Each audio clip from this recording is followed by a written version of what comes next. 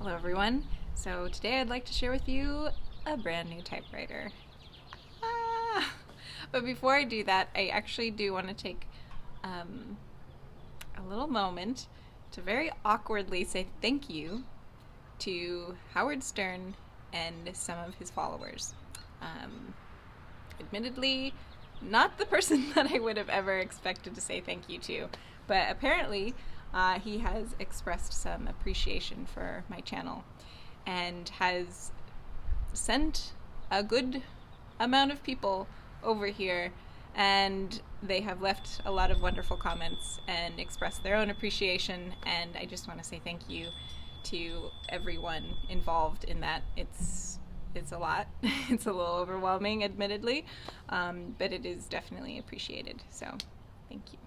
Now let us take a look at this beautiful, beautiful, beautiful baby. Oh my goodness.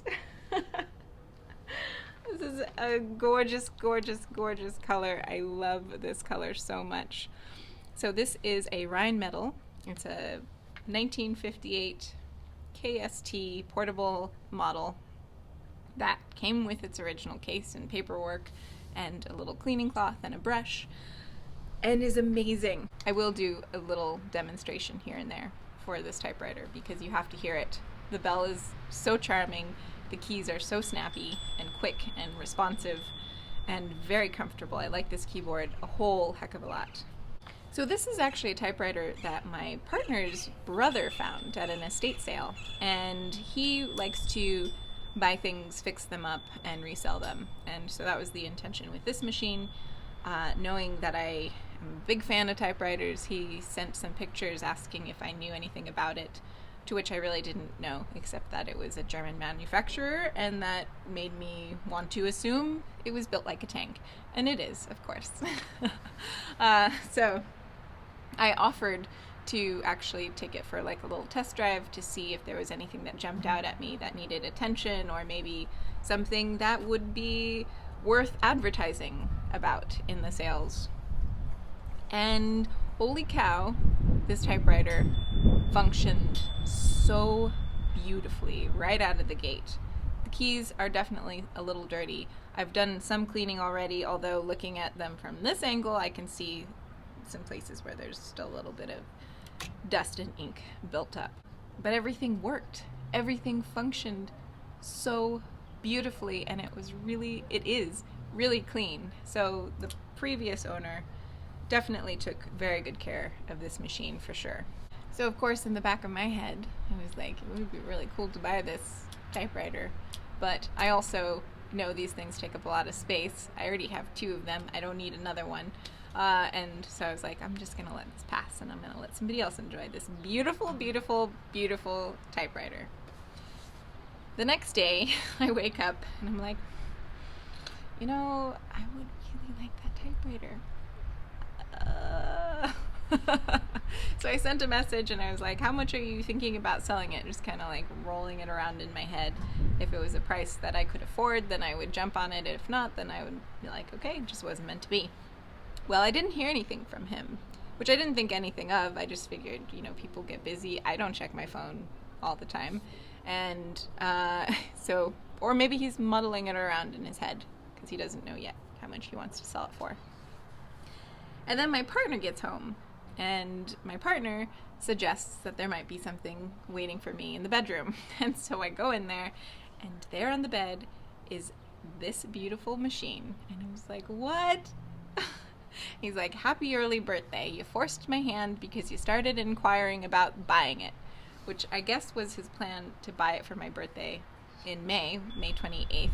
And because I started asking questions, they were like, I don't know what to do now. I don't want to like lie and say it's sold, but I don't know how to respond. She's now wanting to buy this typewriter maybe. And so my partner was like, well, great. I guess I'm going to have to buy it now and present it to her.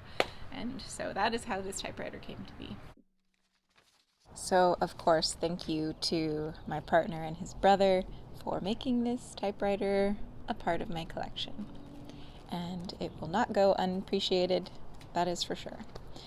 So anyways, one of the things that I really love about typewriters and why I think so many collectors are compelled to, well, I don't know this. I can't speak for them. But why I am compelled to have many typewriters is each one really they create a whole new space. I'm trying to figure out how to explain this. It's like putting on a hat and suddenly you're a different character or person, or like you're a shapeshifter.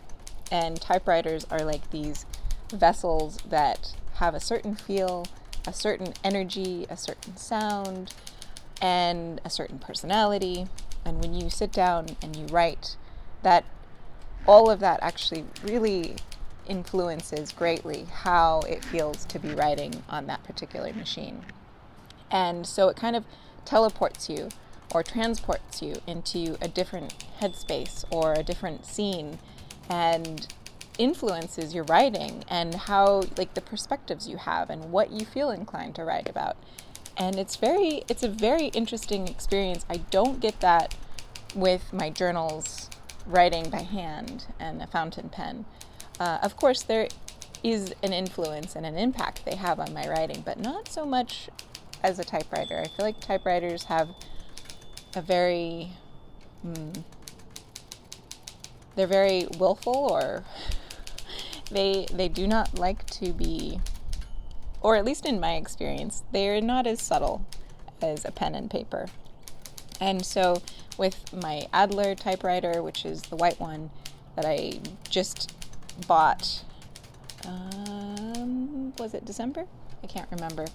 That one, when I first sat down and started typing on it, instantly I saw this whole scene. I was in a motel, like a really, really terrible, falling apart, decrepit, mold in the corner, stains on the carpet, the lock is busted kind of motel on the side of a highway somewhere in the middle of nowhere. And I was a journalist who was reporting on some sort of case, or I don't know, writing a story, I don't know. And I was hunched over, and the coffee table, this little like rickety coffee table in the room, smoking a cigarette that was just like kind of smoking a cigarette, just like hanging out of my lips, just barely there. There was an ashtray like full of cigarettes, and I don't know, that was the scene that I got from it.